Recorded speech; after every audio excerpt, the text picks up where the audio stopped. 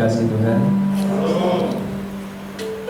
mari kita siapkan hati kita bahwa bersama-sama beribadah pada pagi hari ini. Saya ajak semuanya untuk bisa berdiri.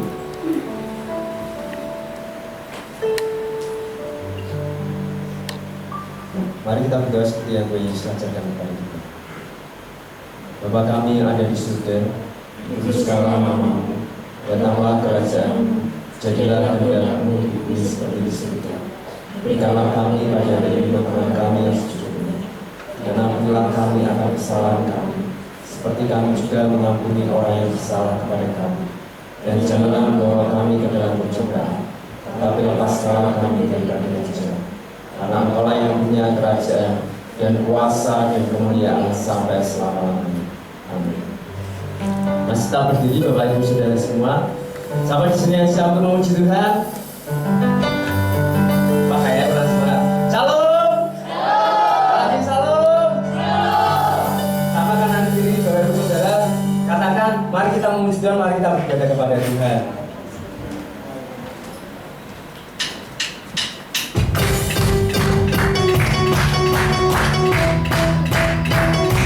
Mari kita bersuka-cita pada pagi hari ini.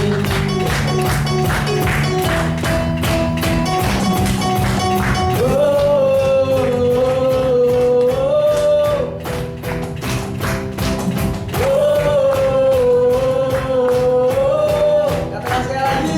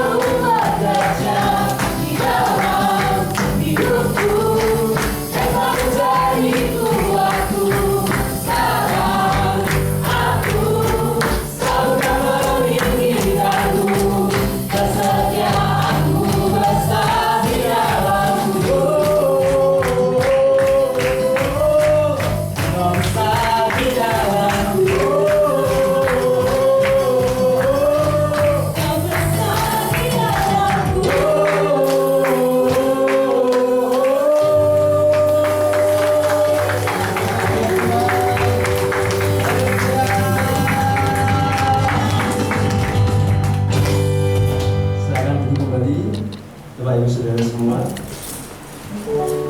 kita mau siapkan hati kita bersama-sama mendengarkan firman Tuhan. Terima kasih Tuhan Yesus. Ucap syukur bagi Tuhan. Syukur bagi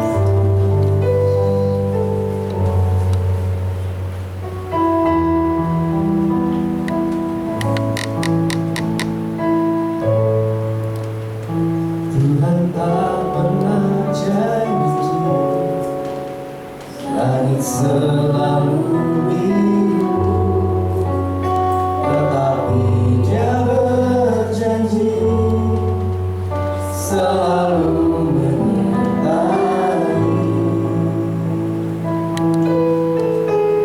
Tuhan tak pernah janji jalan selalu rata, tetapi Dia berjanji berikan kekuatan. Jangan pernah menyerah, jangan berputus asa. Mujizat Tuhan ada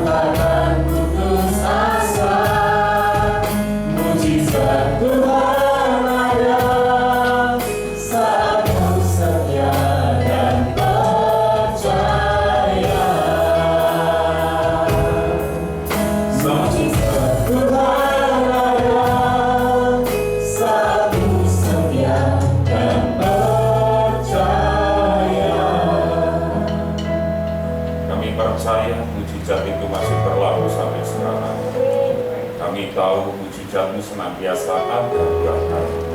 Berbicaralah kepada kami, pimpin kami, sertai kami, sehingga hidup kami benar-benar memancarkan akan kemuliaan.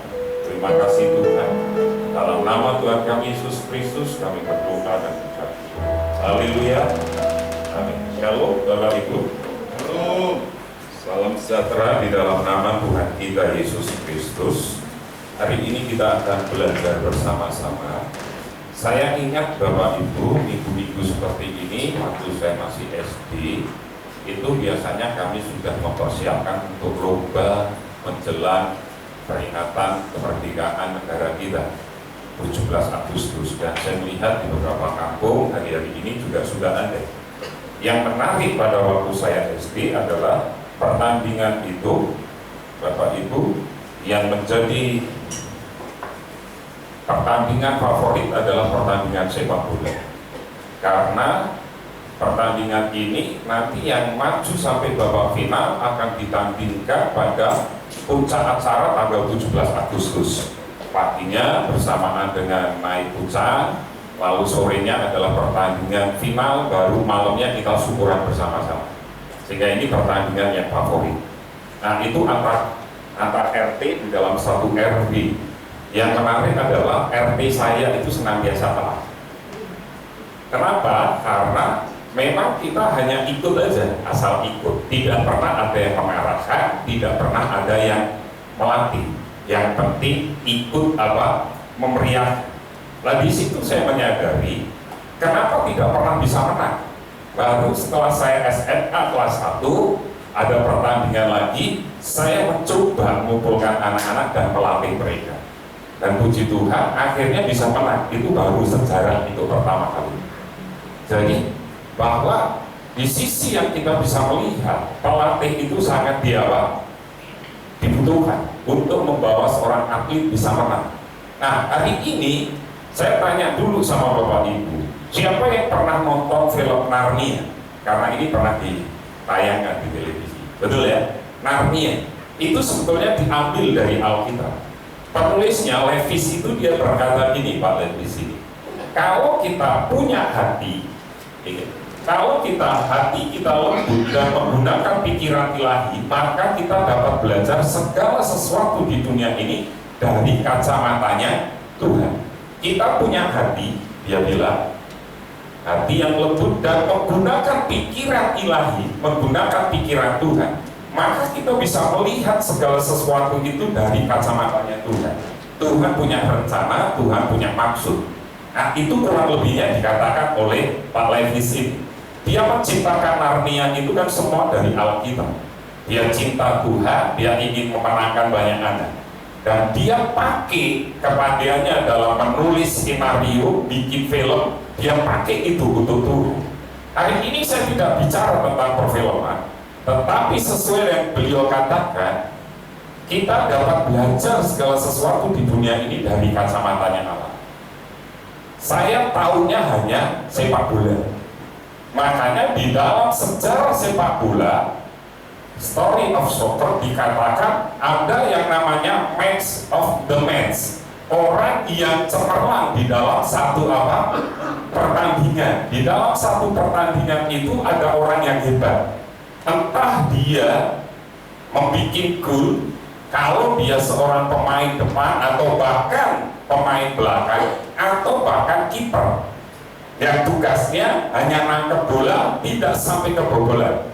Di dalam satu pertandingan pasti ada satu orang yang bersinar di dalam pertandingan itu, man of the match ini.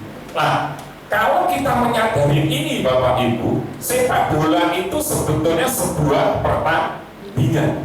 Sepak bola itu sebuah pertandingan. Pertanyaannya adalah, kalau kita belajar dari Alex Ferguson, dia seorang legendaris dari MU, dia berkata gini, sepak bola bukan sekedar permainan, namun sebuah pertandingan yang harus diperjuangkan. Pertandingan yang harus diperjuangkan.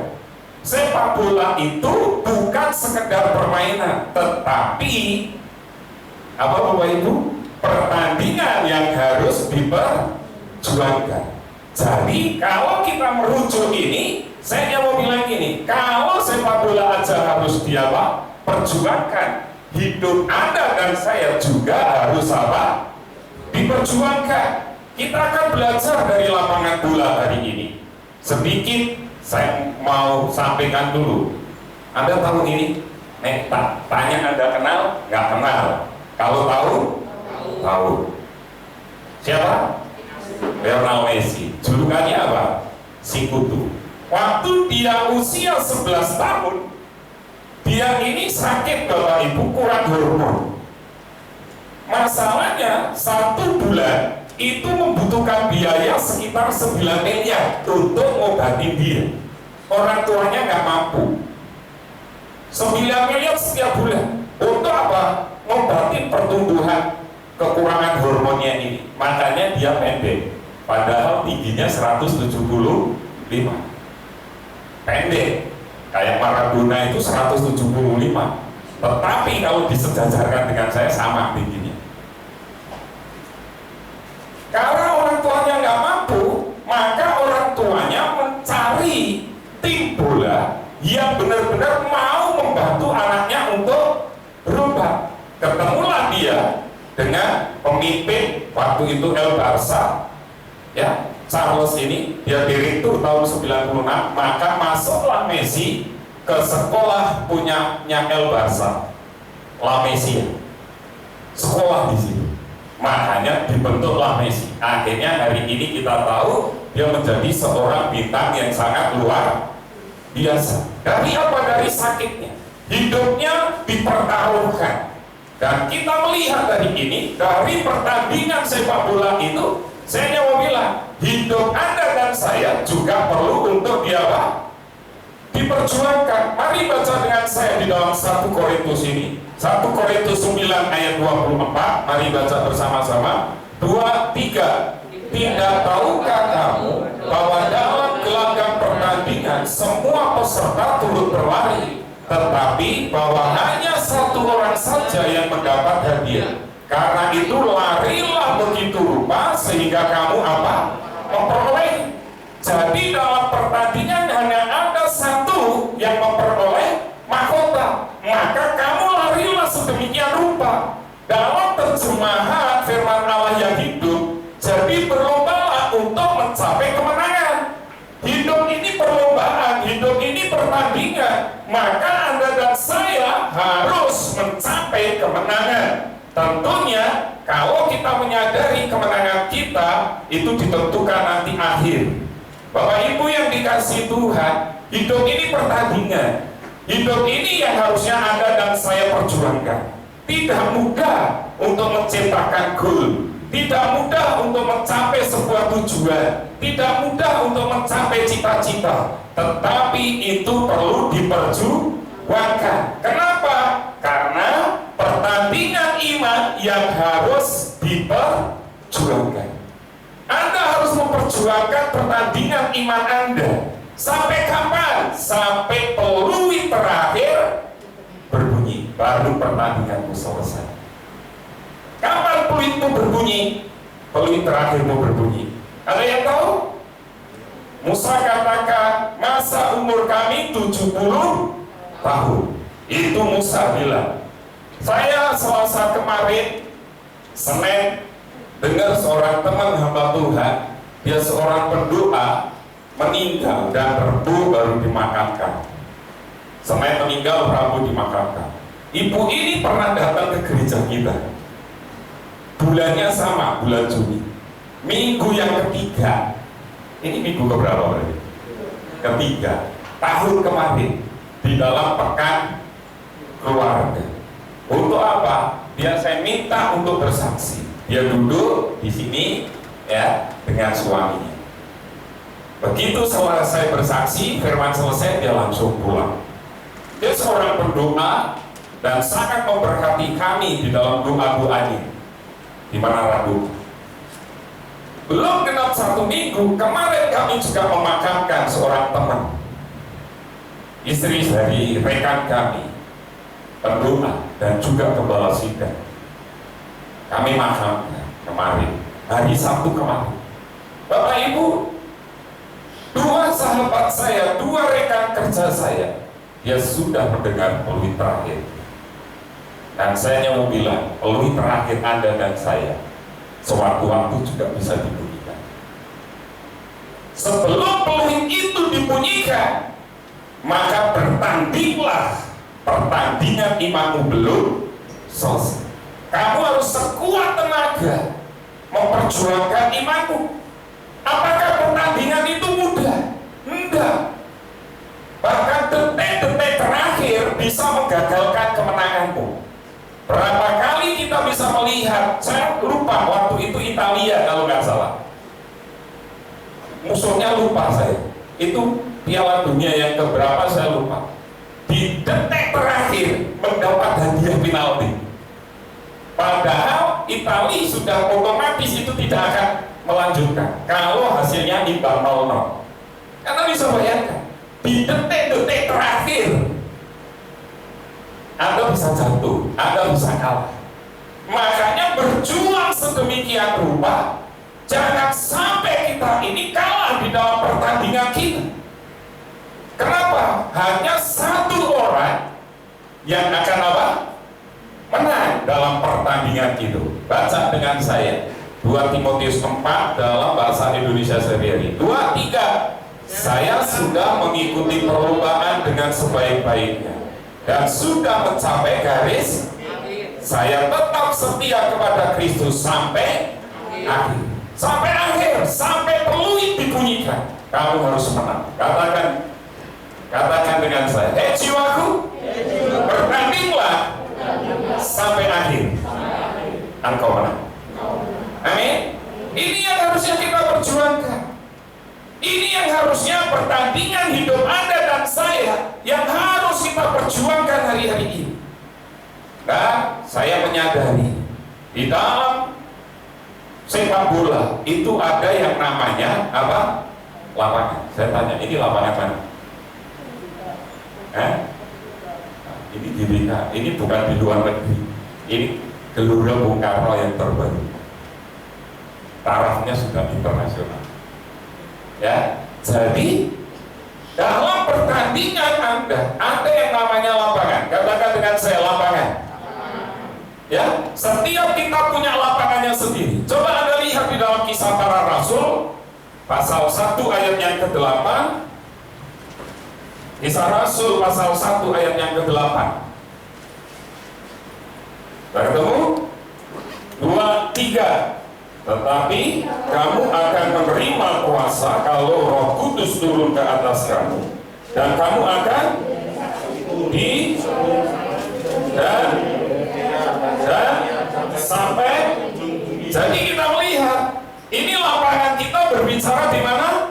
Yerusalem, terus Yudea, Samaria, dan Yerusalem. Gampangannya sering ada hamba Tuhan dimulai dari kita. Yudea keluarga kita, Samaria orang di sekitar kita, ujung bumi orang-orang yang lebih luas lagi. Itu lapanganmu. Artinya apa? Lapangan itu berbicara di mana engkau bisa berkarir. Lapangan berbicara di mana engkau tinggal. Lapangan berbicara di mana aktivitasmu setiap hari. Lapangan berbicara tentang pekerjaanmu. Itu yang harus engkau pertandingan. Pertandinganmu ada di situ, dan engkau harus menang di situ. Dan kita melihat di dalam setiap lapangan pasti ada yang namanya apa? Musuh. Nah, mungkin kan Anda bertanding sendiri. Lah nanti kita lihat di belakang. Nah, kalau kita menyadari ini, di mana lapanganmu hari ini? Oh Pak, saya belajar. Siapa yang di sini minggu-minggu ini sudah sekolah? Angkat tangan coba. Dia pinter, ketemu gurunya, foto dulu pakai seragam. Setelah difoto dikirim, seragamnya dilepas lagi, ngadepin handphone lagi. Betul ya? Nah, Wahyu ini sama. Waduh, saya nggak bisa tanya Debbie, nggak belum dapat seragam masalah. Orang sudah belajar, sudah, masuk ke sekolah.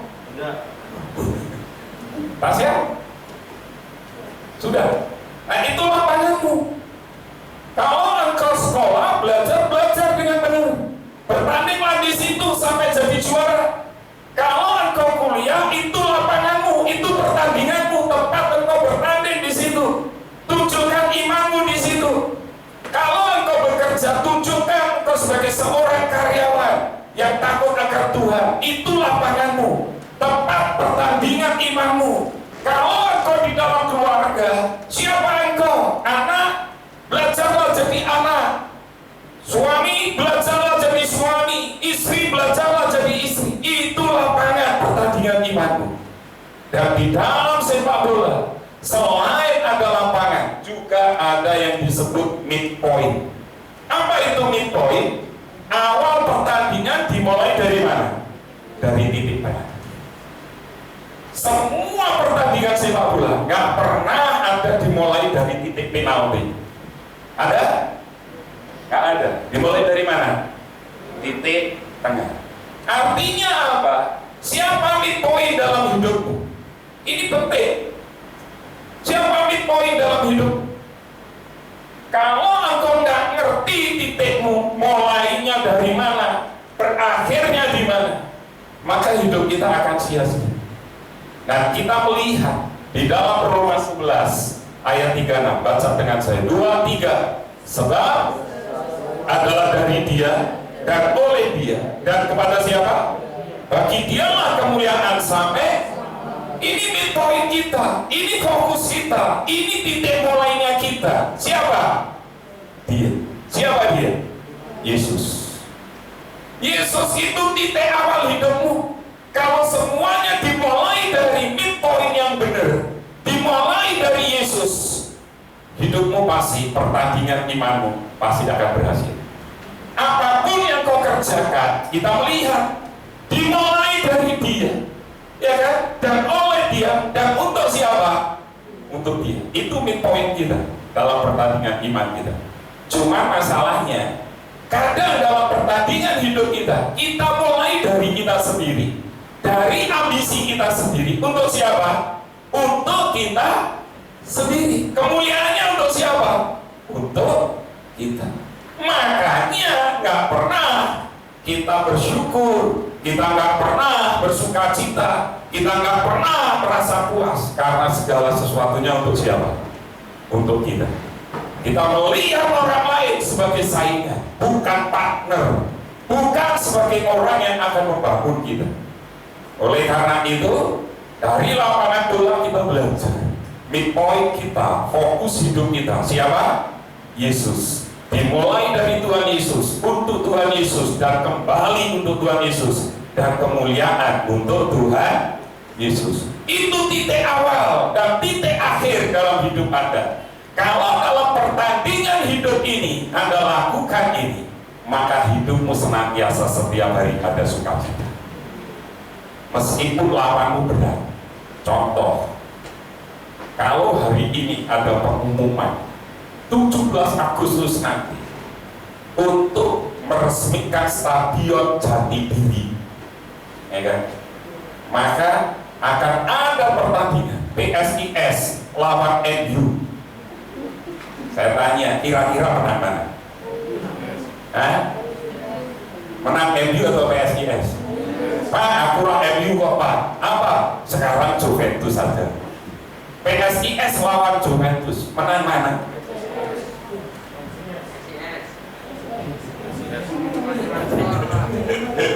Ya. Kenapa? Coba Anda lihat lawannya Daud siapa?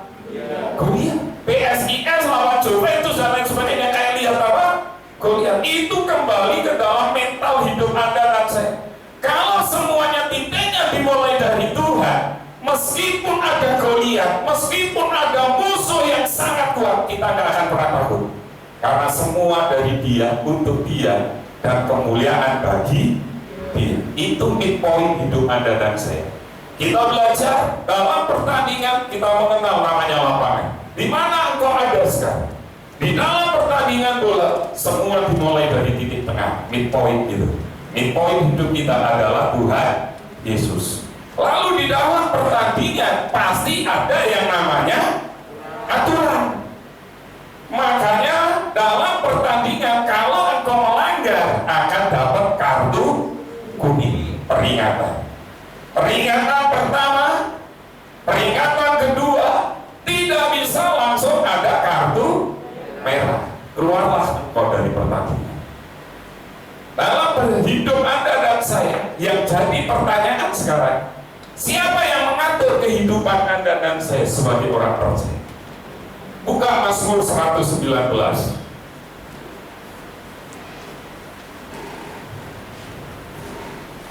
Siapa yang mengatur pertandingan hidup Anda dan saya? Aturannya ada di mana? SOP hidup Anda dan saya ada di mana? Ketemu ayat yang ke-9. Baca dengan saya, 2, 3. Dengan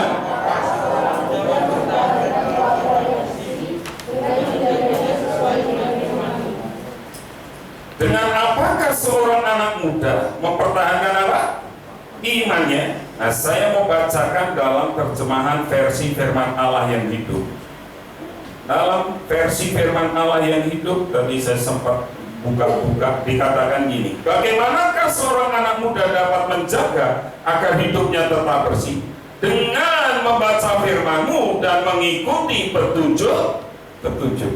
Jadi, dengan apa peraturan Anda? Bagaimana supaya pertandingan iman Anda tidak kena kartu kuning, Anda tidak kena kartu merah? Jawabannya gampang. Ya kan? Dengan apa? Menjaganya sesuai dengan firman. Bagaimana dengan pembacaan Alkitab Anda hari-hari ini? Saya bilang, kalau baca Alkitab gak usah kerja tarjum. Anda baca satu kalimat, satu kata dari surga, itu mampu merubah jagat raya. Berarti mampu merubah hidup. Gak usah takut engkau baca Alkitab. Gak usah bingung 1 tahun harus selesai kejadian sampai kita wahyu. Baca aja. Begitu ada rema, ulang-ulang terus. Dan biasakan punya catatan-catatan. Tak usah takut Alkitabmu kamu coret-coret. Saya di dalam handphone saya semua, karena di sini sudah ada, mesti saya baca. Meskipun saya ngantar Bu Mary nunggu saya baca, di situ mesti ada catatan kaki, sorotan atau apa, itu saya tulis. Meskipun itu kadang dalam bentuk konsep, nanti bisa dirubah. Bulan depan Agustus kita akan belajar GRU. Apa itu GRU?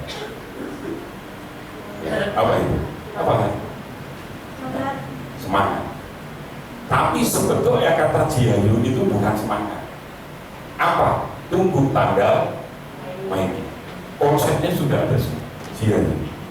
Selama 1 bulan kita akan belajar.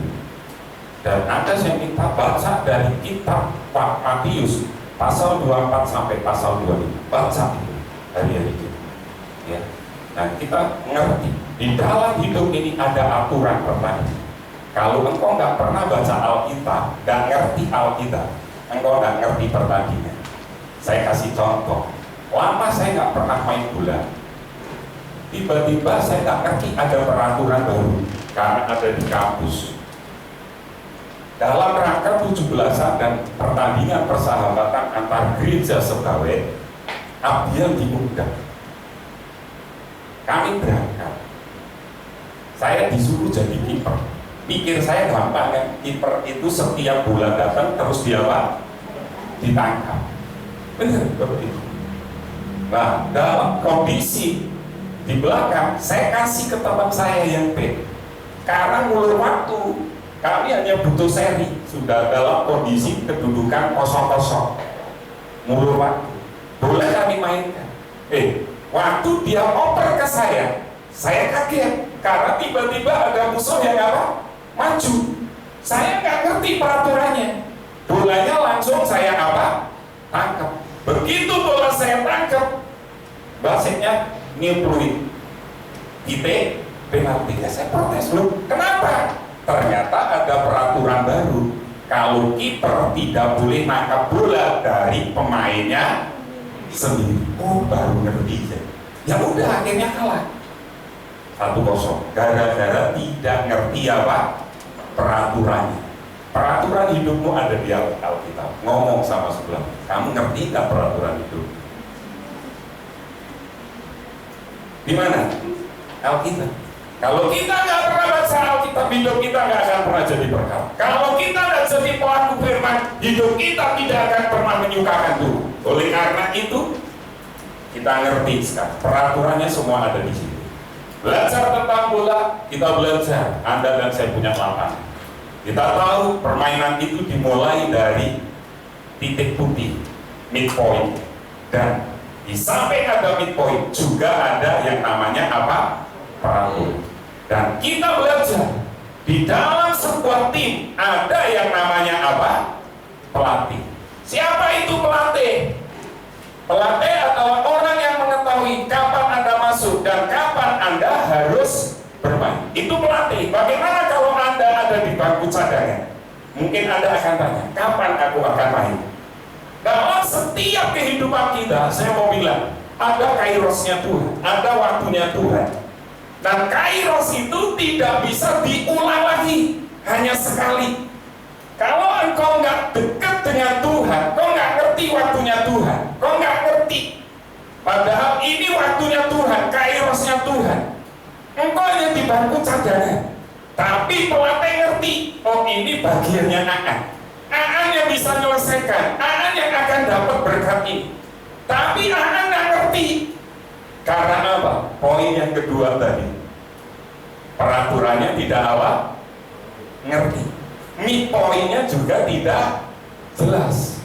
Sehingga lewat kairosnya Tuhan, lewat kesempatan engkau untuk bertanding, dan engkau akan menyesali seumur hidup. Karena kairos Tuhan itu hanya satu. Tapi kalau kronos, Anda dan saya sekarang sedang dalam kronos, dalam waktu yang sama, jam 10 kurang 15 menit. Sama kan waktunya? Ini kronos. Tapi kalau kairos hanya satu, dan kairos itu hanya bisa diberikan oleh sang pelatih. Dan kita melihat siapa pelatih itu. Dia tahu kapan Anda akan masuk, kapan Anda akan bertanding, kapan Anda akan memenangkan pertandingan. Makanya kita melihat Musa, waktu dia mau berangkat, dia mau apa, mesti tanya dulu. Betul kan? Yosua mau bertanding juga dia akan apa? Tanya. Daud, waktu dia mau bertanding juga dia akan bertanya. Dan kalau kita menyadari pelatih itu dia tahu kapan Anda akan memasukkan Anda dalam pertandingan ini. Dan tentunya saya menyadari pertanyaannya sekarang, siapa pelatih itu? Karena ini yang akan menentukan ke depan. Dan kalau kita lihat di dalam Efesus 4 dikatakan ayat 11 sama 12, baca dengan saya Efesus 4 ayat 11 dan 12. 2, 3. Dan ialah yang apa? Memberikan baik rasul-rasul maupun nabi-nabi, baik pemberita-pemberita Injil maupun gembala-gembala dan pengajar-pengajar untuk apa? Memperlengkapi orang kudus bagi pekerjaan pelayanan, bagi pembangunan tubuh. Saya tanya, yang beri siapa? Tuhan. Tuhan memperlengkapi Anda dan saya. Pelatih itu pasti punya asisten, entah itu asisten fisik, entah itu asisten gizi dan lain sebagainya. Demikian juga dalam hidup Anda dalam pertandingan ini, Tuhan sang pelatih itu memberikan kepada Anda rasul, memberikan kepada Anda nabi, memberikan Anda pemberita Injil, gembala-gembala dan pengajar. Dan kalau kita lima-limanya dapat, Anda akan jadi seorang pemain iman yang sangat luar biasa. Engkau pasti memenangkan pertandingan. Makanya, yuk kita belajar hari ini. Siapapun yang Tuhan percayakan dalam hidup Anda dan saya, engkau akan berhasil. Amin. Saya melihat tanda-tanda. Coba cari diri kamu. Lihat itu. Oke, sudah kembali? Kalau ngantuk ke belakang waktu cukup. Perhatikan selanjutnya. Pelatih tahu strategi permainan. Makanya waktu Daud mau mengalahkan Amalek, Daud pertama sudah menang. Dia ngerti Daud. Lalu Daud tanya lagi tuh, Tuhan, bolehkah aku? Tuhan bilang, jangan, kamu harus bikin ngemutar untuk mengalahkan Amalek. Dulu waktu pertama dia tanya, Tuhan bilang serbu. Yang kedua, Daud kan sudah pengalaman. Oh Tuhan, dulu dia kalah kok. Makanya kita kenal ada nama breakthrough, Tuhan menerobos seperti air. Nah, Daud tanya lagi, kenapa? Karena Tuhan itu ahli strategi, pelatih itu ahli strategi. Di dalam lapangan bola ada dua, kiri dan kanan. Ada yang memainkan berapa ini Bayu? Kan sepak bola. 3-3-4. Betul ya? Ada strategi yang mainkan bola 3-3-4. Ada juga yang memainkan 4-4-2. Ini opo nanti tanya yang ngerti sepak bola. Maksudnya 3-3-4, pemain depan 3, pemain tengah 3, pemain belakang berapa? 4. Kiper gak dihitung. Karena dia pasti otomatis di situ.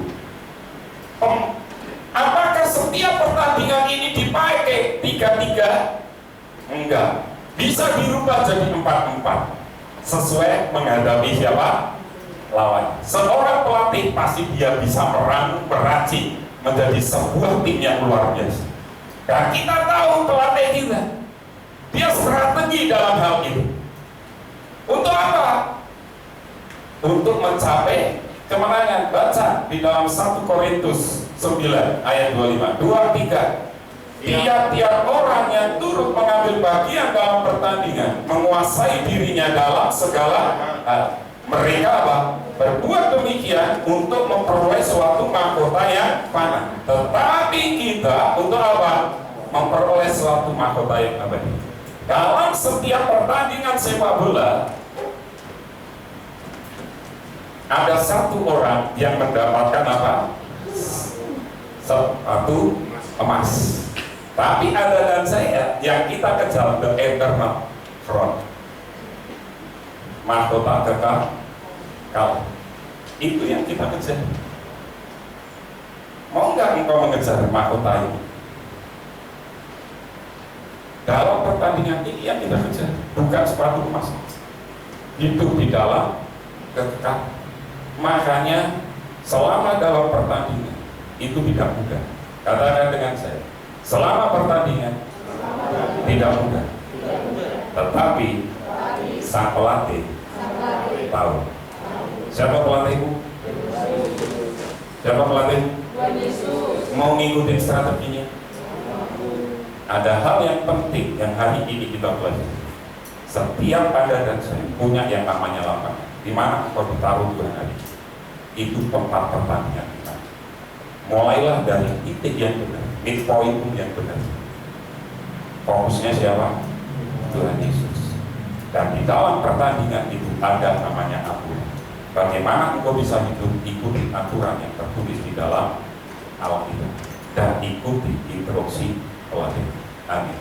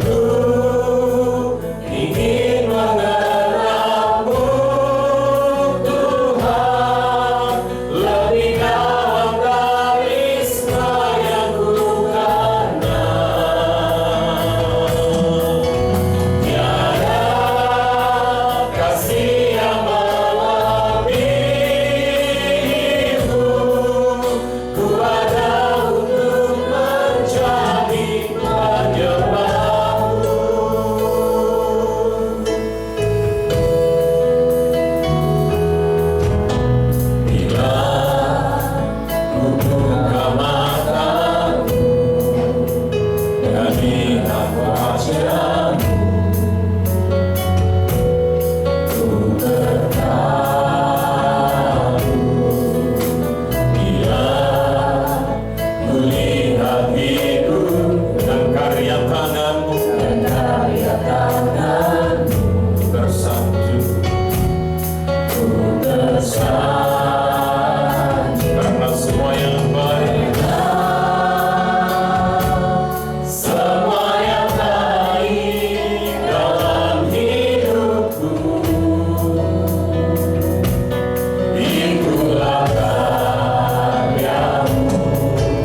Kau beri kesempatan yang baru untuk ingin mengenal-Mu, Tuhan, lebih dalam dari semua yang ku kenal. Mainkan sebagai pengakuan kerinduan kita. Kasih yang melebihi ku ada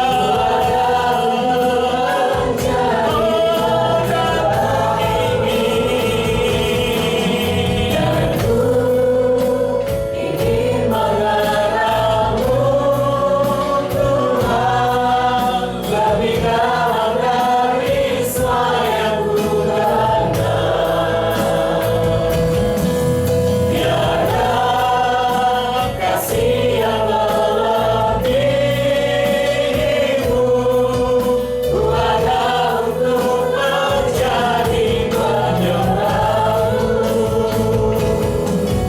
dan ku ingin mengenal-Mu, Tuhan, lebih dalam dari semua yang ku kenal.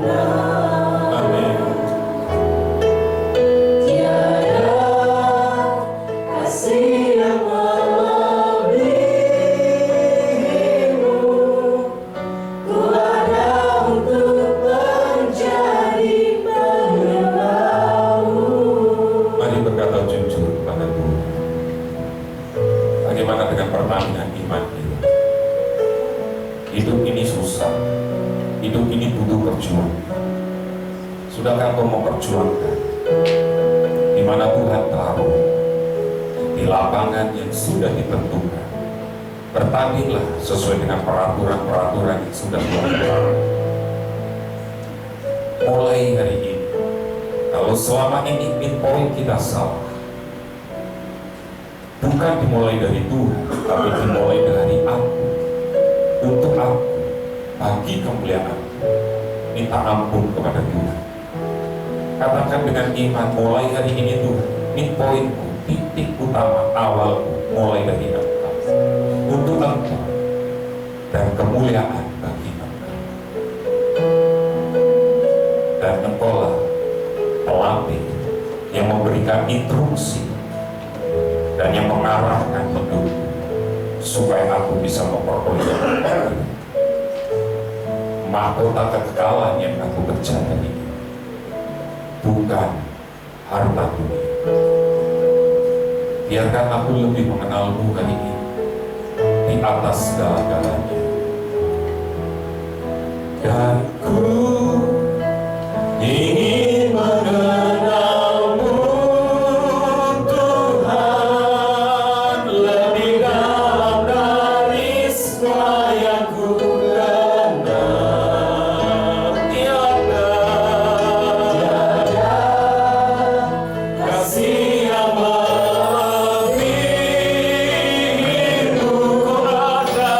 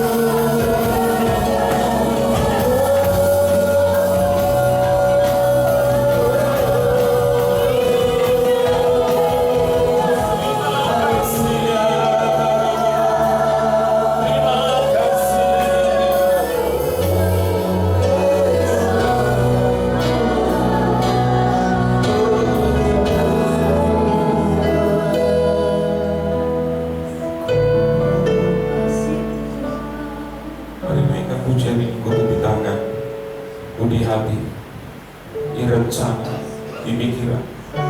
Atau kita ada di dalam rencana dan rancangan Tuhan. Dia melatih hidup. Jangan takut lagi. Hadapi pertandingan iman. Meskipun lawan cukup berat, percaya. Ku di tanganmu,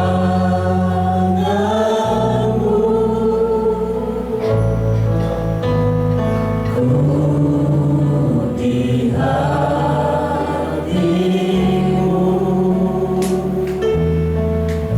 di pikiranmu, di rencanamu, tak pernah ku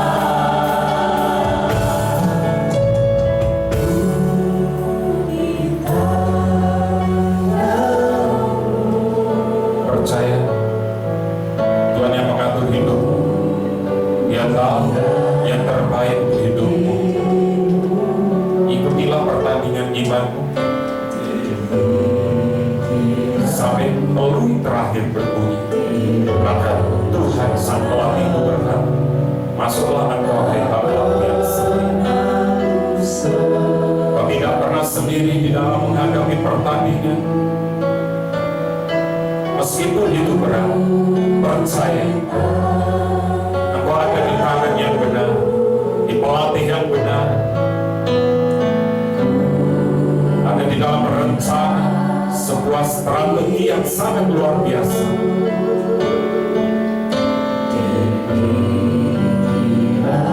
Terima kasih Tuhan.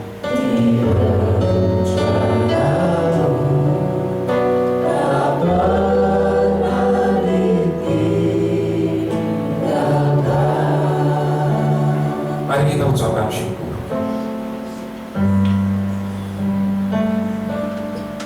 Ucapkan syukur untuk lapangan di mana kau ada. Pekerjaan, studi, keluarga, rumah tangga. Ucapkan syukur.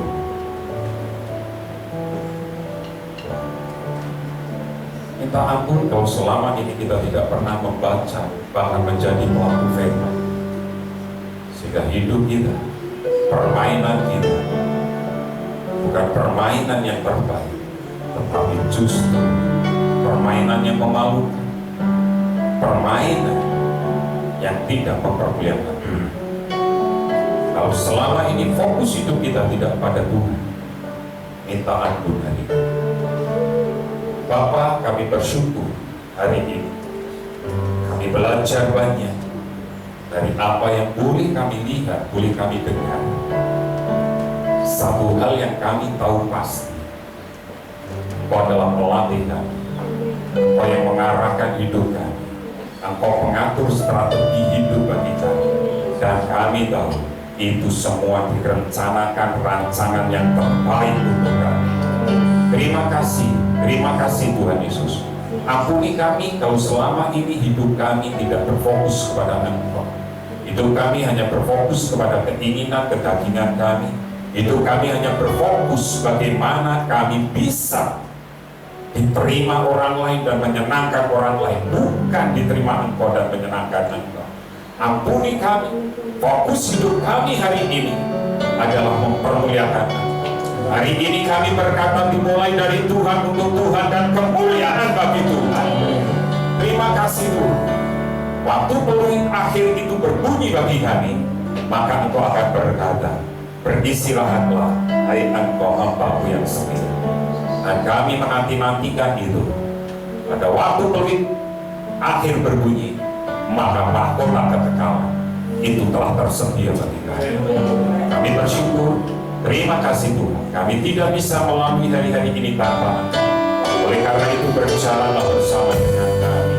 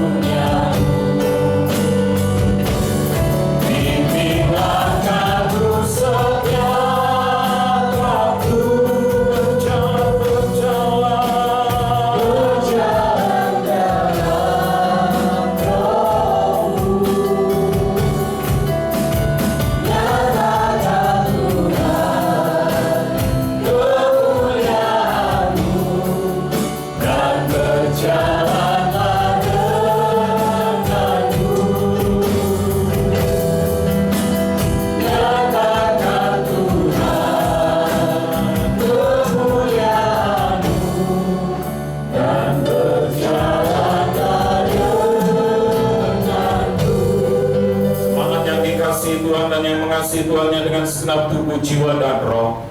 Setelah engkau berbuat bakti, sekarang pulanglah engkau ke ladang usaha, ke dalam pekerjaan, ke dalam pendidikan, ke dalam keluargamu dan rumah tanggamu. Angkat hatimu, pandanglah Tuhan dan nikmatilah berkat-berkat-Nya. Oh family, kamulah bangsa yang terpilih, imamat yang rajani, bangsa yang kudus, umat kepunyaan Allah sendiri, untuk menyatakan kebesaran dan kedahsyatan namanya.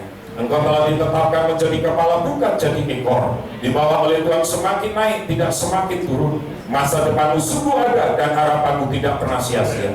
Di tangan kananmu umur panjang, di tangan kirimu kekayaan dan kehormatan, sehingga kau tidak pernah berhutang, tetapi engkau akan memiutangi bangsa-bangsa. Dari Tuhan datang pertolongan, berkat-Mu atas umat-Mu. Kasih karunia dari Tuhan Yesus Kristus, kasih sayang dari Bapa, persekutuan dan penjagaan yang dahsyat dari Roh Kudus menyertai engkau sekalian. Mulai hari ini, esok, lusa, sampai Maranatha. Tuhan Yesus datang kedua kali, menjemput kita semua di awan kemuliaan. Haleluya. Thank you Jesus.